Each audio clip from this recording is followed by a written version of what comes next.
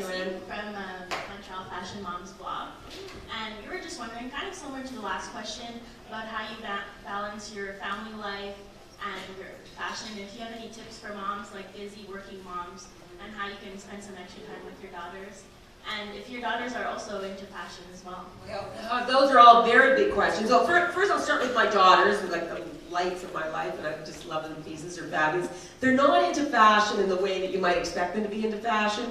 They are, I think, very stylish young women. One is 21, one is 24. They're both very creative. One's a musician, one's a playwright, puppeteer, director. And they have a great appreciation for style. They have their own sense of style, but they're not label driven. Like, they're not grasped by the labels in my closet. They really couldn't care less. They really love to use fashion as a form of self-expression.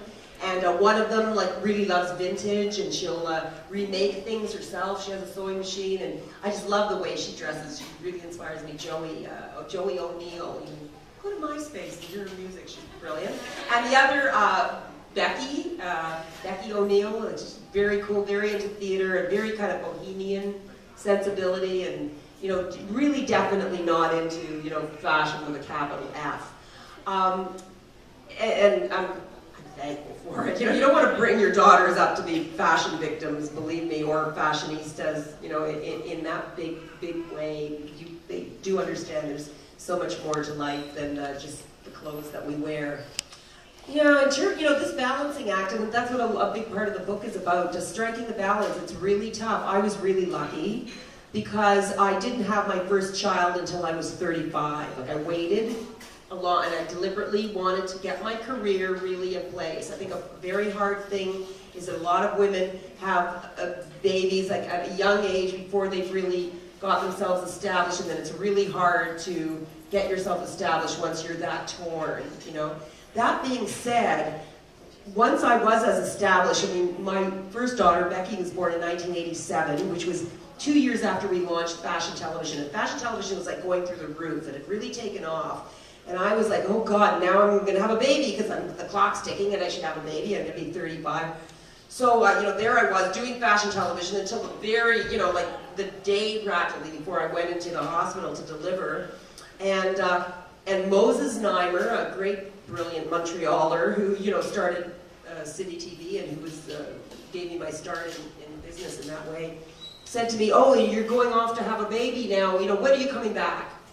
And nowadays, you get a year mat leave. Well, in those days, you didn't get a year mat leave. Maybe you could take a couple of months, but no one was going to save your job for you for a year. That just wasn't the way it was. So I said, well, I don't know. I want to take a little time off. He goes, well, he's very wily. He said, there's a lineup of 22-year-old girls outside my office door looking for your job. And I'm like, after I worked so hard to get that happening, and okay. I said, Moses, I'm going to be back in a couple of weeks, don't worry. And sure enough, I'm going to write about that in the book. Sure enough, I was back at work in a couple of weeks. And did it tear my heart out? Did it kill me? Yes, yes, yes. My husband, at the time, was supportive because he was a radio guy, a morning man. So he was on the radio every day. He never had to travel, so that was great. I got a nanny. You can afford to have a nanny if you're working that hard all the time. And I had my parents, my dad was still alive, and my mom, and they helped a little bit. And somehow we made it work. Was it ideal? No, and I had to travel a lot, and that's always, any working mother knows, it just kills you if you can't be there every night to tuck your kids in.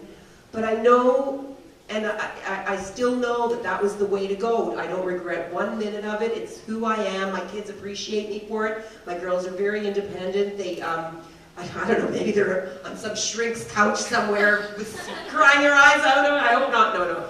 I really think that they get it. They understand it's who I am. I had to do it. I would be shortchanging myself if I didn't do it. And I tried to be there with them in different ways. We bought a little cottage, just a humble little kind of a shack really on the lake. It was charming, but not a big fancy place at all.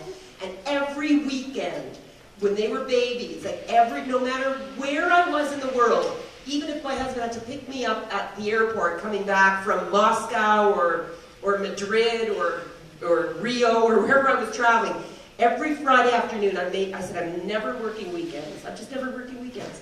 And he would pick me up at the airport if I was away, or if not, we would leave Friday afternoon. We would just me, him, the 2 little girls, and the 2 cats, and a turtle. We had a turtle named Sheldon.